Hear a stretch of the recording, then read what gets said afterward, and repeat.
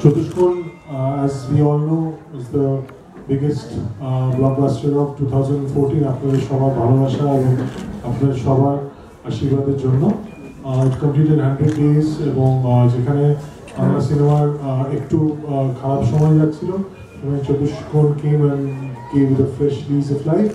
So thanks to all of you. যার জন্য এটা সম্ভব হতে পেরেছে।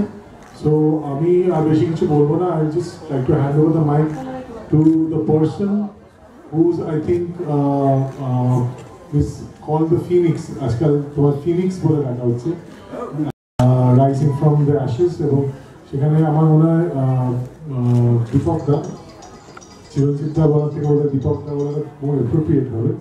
দীপক দা তুমি কিছু বলো? হ্যাঁ, ফিনিক্স পাখির গল্পই বলবো। সেটা হচ্ছে যে একদম আগুন থেকে উঠে আসে পাখি, তবে কিছুটা আগুন বোধহয় নিয়ে এসছে সঙ্গে। কারণ একটা অদ্ভুত জিনিস লাগছে, আমি তারপরে অনেক ছবি দেখলাম, তার আগে অনেকগুলো ছবি দেখলাম, সব ভালো ভালো ট্যালেন্টেড ডিরেক্টরদের ছবি, অনেক ছবি, কিন্তু তারা অসম্ভব ভালো ভালো ছবি, দারুণ কনসেপশনের ছবি, কিন্তু প্রবলেম হচ্ছে যে রান করছে না, আপনারা দেখছেন না। এইটা একটা কি কারণে চতুষ্কোণকে বেছে নিয়েছিলেন আপনারা, আমি ঠিক কারণটা বলতে পারবো না।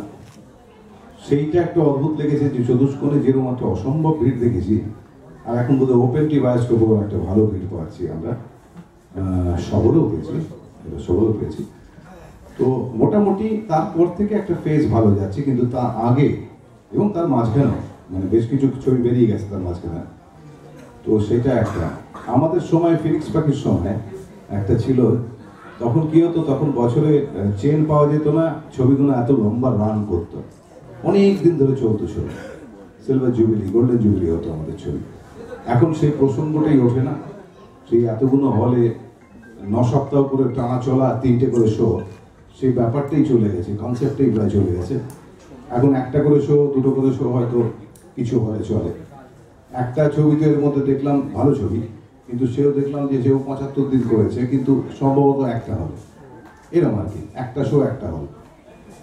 তো সেটা আগে তো আমাদের এরকমভাবে হতো না, that was a different period altogether.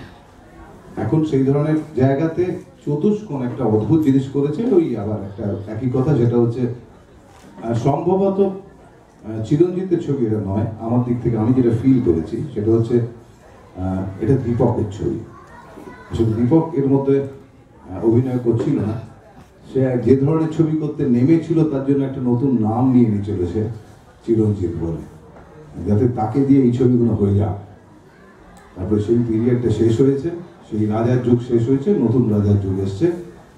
তখন যে ছবিগুলো এখন এরা করছে, সেই ছবিগুলোতে কিন্তু দীপক অভিনয় করতে পারে। তাই নামে হয়তো চিরঞ্জিত থেকে যাচ্ছে নামই বলে, কিন্তু আসলে এখন দীপকের পিরিয়ড।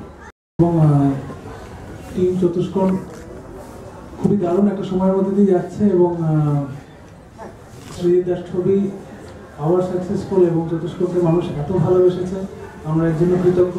আমি নিজে খুব কৃতজ্ঞ এই ছবি রান করতে পেরে।